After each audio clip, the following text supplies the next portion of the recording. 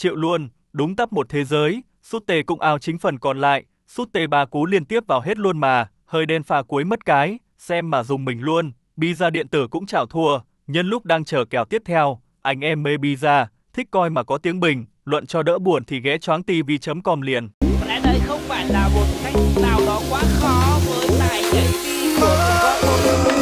có một